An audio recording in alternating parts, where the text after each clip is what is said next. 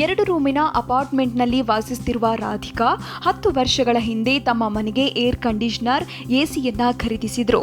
ಇಲ್ಲಿವರೆಗೆ ಅವರು 3 star ರಾಕಿಂಗ್ನ AC ಸರಿಯಾಗಿ ಕಾರ್ಯನಿರ್ವಹಿಸ್ತಾ ಇತ್ತು. ಆದರೆ ಕಳೆದ 2 ವರ್ಷದಿಂದ ಎಸಿ ಹೆಚ್ಚಿನ ವಿದ್ಯುತ್ ಬಳಸ್ತಾ ಇದೆ. ಈ ಹಿಂದೆ ವಿವಿಧ ವಿದ್ಯುತ್ ಉಪಕರಣಗಳು ಸೇರಿ ಬೇಸಿಗೆಯಲ್ಲಿ ವಿದ್ಯುತ್ ಬಿಲ್ 2,000 ರೂಪಾಯಿಗಿಂತ 2,500 ರೂಪಾಯಿವರೆಗೆ ಇರ್ತಿತ್ತು.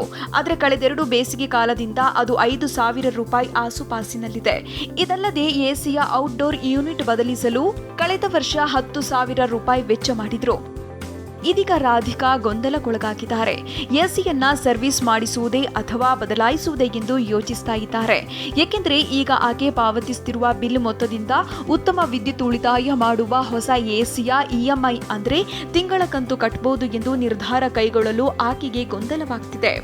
ರಾಧಿಕಾ ರೀತಿಯಲ್ಲಿ ನೀವು ವಿದ್ಯುತ್ ಬಿಲ್ ಉಳಿತಾಯ ಹಾಗೂ ಎಸಿ ನಿರ್ವಹಣೆ ಖರ್ಚಿನ ಕುರಿತು ಚಿಂತಿಸುತ್ತಿದ್ದು, ನಿಮ್ಮ ಹಳೆ ಎಸಿ ಕುರಿತು ಯಾವುದೇ ನಿರ್ಧಾರ ಕೈಗೊಳ್ಳಲಾಗದೆ ಹೊಸ ಎಸಿ ಖರೀದಿಸುವ ನಿರ್ಧಾರವೂ ಕೈಗೊಳ್ಳಲಾಗದೆ ಗೊಂದಲದಲ್ಲಿ ಇದ್ದಿದ್ದಾದರೆ ಈ ವಿಡಿಯೋ ನಿಮಗಾಗಿ.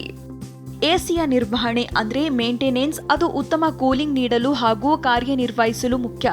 ಎಸಿ ಹಳೆಯದಾಗಿದ್ದು ಅದರ ನಿರ್ವಹಣೆಗೆ ಹೆಚ್ಚು ವೆಚ್ಚವಾಗ್ತಿದ್ರೆ ಅಂತಹ ಮೊತ್ತವನ್ನು ಹೊಸ ಎಸಿ ಮೇಲಿನ 2-3 ಇಎಂಐ ಪಾವತಿಗೆ ಬಳಸಬಹುದು. ಆದ್ರಿಂದ ಎಸಿ ಪಾವತಿಸುವುದು ಉತ್ತಮ. ಹಳೆಯ ಎಸಿಗಳು ಹೆಚ್ಚಿನ ವಿದ್ಯುತ್ ಬಳಸ್ತವೆ. ಹಳೆಯ ಎಸಿಗಳು ಹೊಸ ಮಾಡೆಲ್ಗಳಿಗಿಂತ ಕಡಿಮೆ ಕ್ಷಮತೆ ಹೊಂದಿವೆ. ಆದ್ರಿಂದ ಹಳೆಯ ಎಸಿಗೆ ವಿದಾಯ ಹೇಳಿ ಹೆಚ್ಚು ಕ್ಷಮತೆ ಹೊಂದಿರುವ ಎಸಿ ಖರೀದಿಸುವುದು ಉತ್ತಮ.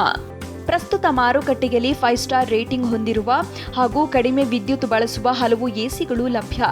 ಹೌದು, ಅವು ಸ್ವಲ್ಪ ದುಬಾರಿಯಾದರೂ ಒಮ್ಮೆ ಖರೀದಿಸಿದ ನಂತರ ಅದಕ್ಕೆ ಸಂಬಂಧಿತ ವೆಚ್ಚ ತಗ್ಗುವ ಮೂಲಕ ಅದರ ಹೆಚ್ಚಿನ ದರವನ್ನು ಸರಿತೂಗಿಸುತ್ತೆ. 3 ಸ್ಟಾರ್ ರೇಟಿಂಗ್ ಎಸಿಗಳು ಸಹ ಕಡಿಮೆ ವಿದ್ಯುತ್ ಬಳಸುತ್ತವೆ. ವಿಶ್ವದಾದ್ಯಂತ ಎಸಿ ಉತ್ಪಾದಿಸುವ ಕಂಪನಿಗಳು ಹೈಡ್ರೋಫ್ಲೋರ್ ಕಾರ್ಬನ್ ಬಳಸುತ್ತವೆ. ನೈಸರ್ಗಿಕ ಅನಿಲ ಬಳಸುವ ಯತ್ನಗಳು ಸಾಗಿವೆ. ಇದಲ್ಲದೆ ನಿಮ್ಮ ಎಸಿ ಬದಲಾಯಿಸಲು ಇತರ ಕಾರಣಗಳು ಇವೆ. ಎಸಿಯಿಂದ ಅನಿಲ ಸೋರಿಕೆಯಾಗುವುದು ಒಂದು ಕಾರಣ. ನಿಮ್ಮ ಎಸಿ ಹಳೆಯದಾಗಿದ್ದು ಅದರಿಂದ ಆಗಾಗ ಅನಿಲ ಸೋರಿಕೆಯಾಗ್ತಿದ್ರೆ ಅದನ್ನು ಬದಲಾಯಿಸುವುದು ಉತ್ತಮ. ಹೌದು, ಅದರಲ್ಲಿ ಯಾವುದೇ ವಾಸನೆಗಿರಲ್ಲ. ಇದಲ್ಲದೆ ಅನಿಲ ಸೋರಿಕೆಗೆ ಕೆಲವು ಕಾರಣಗಳಿದ್ದು ಅದನ್ನು ಪತ್ತೆ ಹಚ್ಚಿ ಸೋರಿಕೆ ಏಕೆ ಆಗ್ತಿತ್ತು ಎಂದು ತಿಳ್ಕೊಳ್ಬಹುದು. ಎಸಿ ಸರಿಯಾಗಿ ಫಿಟ್ ಮಾಡಿಲ್ಲದಿದ್ರೆ, ಟ್ಯೂಬ್ಗಳು ತುಕ್ಕು ಹಿಡಿದಿದ್ರೆ ಅಥವಾ ಎಸಿ ಸರಿಯಾಗಿ ಕೂಲಿಂಗ್ ಆಗದಿದ್ರೂ ಸಮಸ್ಯೆ. ತಪ್ಪು ಅನಿಲ ತುಂಬಿಸುವುದರಿಂದಲೂ ಸಮಸ್ಯೆಯಾಗಬಹುದು. ಆದ್ರಿಂದ ನೀವು ಗುಣಮಟ್ಟದ ಅನಿಲ ತುಂಬಿಸುವತ್ತ ಗಮನ ನೀಡಬೇಕು. ನೀವು ಎಸಿಯನ್ನ ಬಳಸ್ತಾ ಇದ್ರೆ ಈ ವಿಷಯವನ್ನ ಗಮನದಲ್ಲಿಡಬೇಕು. ಪ್ರತಿ ವರ್ಷ ಅದರ ಸರ್ವಿಸ್ ಮಾಡಿಸಿ. ಕೊಠಡಿಯ ಕಿಟಕಿ ಬಾಗಿಲುಗಳನ್ನ ದಿನಕ್ಕೊಂದು ಬಾರಿ ತೆರೆದಿಡಿ. ವಿಶ್ವಾಸಾರ್ಹ ಪ್ರಾಮಾಣೀಕೃತ ಮೆಕ್ಯಾನಿಕ್ನಿಂದ ಸರ್ವಿಸ್ ಮಾಡಿಸುವುದು ಅಗತ್ಯ. ಬಳಸಿರುವ ಗಾಳಿ ಹೊರ ಹೋಗಲು ದಿನಕ್ಕೊಂದು ಬಾರಿಯಾದರೂ ಕಿಟಕಿ ತೆರೆದಿಡಿ. ಬಹಳಷ್ಟು ಮಂದಿ ಎಸಿಯನ್ನ ಎಷ್ಟು ಹೊತ್ತು ಬಳಸಬೇಕು ಎಂಬ ಬಗ್ಗೆ ಗೊಂದಲದಲ್ಲಿರ್ತಾರೆ. ಇದಕ್ಕೆ ಜನರಿಗೆ ವಿವಿಧ ಕಾರಣಗಳಿವೆ. ಆದರೆ ತಜ್ಞರು ಹೇಳ್ತಾರೆ, ಒಮ್ಮೆ ಕೊಠಡಿ ತಂಪಾದ ಬಳಿಕ ಎಸಿಯನ್ನ ನೀವು ಆರಿಸಬಹುದು. ಜೊತೆಗೆ ತಾಜಾ ಗಾಳಿ ಬರುವುದು ಮುಖ್ಯ. ಇದನ್ನ ಮುಗಿಸುವ ಮೊದಲು ನಿಮಗೆ ಕೆಲವು ಕಿವಿಮಾತುವನ್ನ ಹೇಳ್ತೇವೆ. ಎಸಿಯ ತಾಪಮಾನವನ್ನು 24 ಡಿಗ್ರಿಯಲ್ಲಿರಿಸಿ. ಕೊಠಡಿಯನ್ನ ತಂಪಾಗಿಡುವ ಉದ್ದೇಶದಿಂದ ಜನರು ಎಸಿ ತಾಪಮಾನವನ್ನು 12ರಿಂದ 18 ಡಿಗ್ರಿಗೆ ಇರಿಸ್ತಾರೆ. ವೈದ್ಯರ ಪ್ರಕಾರ ಅದು ನಿಮ್ಮ ಆರೋಗ್ಯಕ್ಕೆ ಹಾನಿಕಾರ. ಇದಲ್ಲದೆ ಅದು ನಿಮ್ಮ ಜೇಬಿಗೆ ಭಾರವಾಗಲೂಬಹುದು. ಏಕೆಂದರೆ ಅದು ಹೆಚ್ಚು ವಿದ್ಯುತ್ ಬಳಸುತ್ತೆ. ತಾಪಮಾನವನ್ನು 24 ಡಿಗ್ರಿಯಲ್ಲಿ ಇರಿಸುವುದರಿಂದ ಉತ್ತಮ ಆರೋಗ್ಯದ ಜೊತೆಗೆ ನೀವು ವಿದ್ಯುತ್ ಬಿಲ್ ಅನ್ನ ನಿಯಂತ್ರಣದಲ್ಲಿ ಇಡಬಹುದು. ನೀವು ಎಸಿಗೆ ಟೈಮರ್ ಸೆಟ್ ಮಾಡಬಹುದು. ಆಧುನಿಕ ಎಸಿಗಳಲ್ಲಿ ಟೈಮರ್ ಸೆಟ್ ಮಾಡುವ ಸೌಲಭ್ಯವಿದೆ.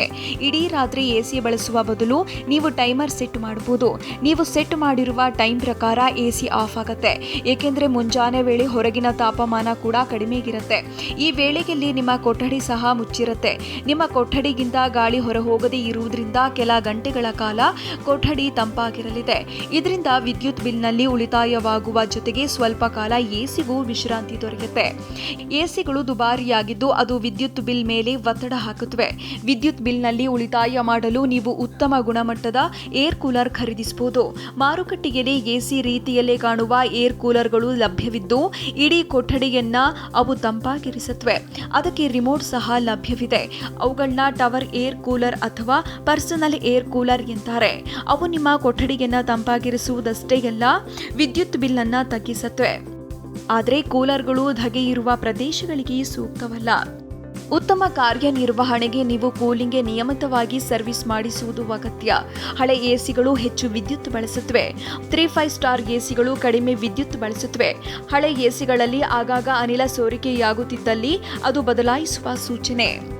ಇಡೀ ರಾತ್ರಿ ಎಸಿ ಬಳಸುವ ಬದಲು ಟೈಮರ್ ಬಳಸಿ. ಉತ್ತಮ ಗುಣಮಟ್ಟದ ಏರ್ ಕೂಲರ್ ಬಳಸಿ.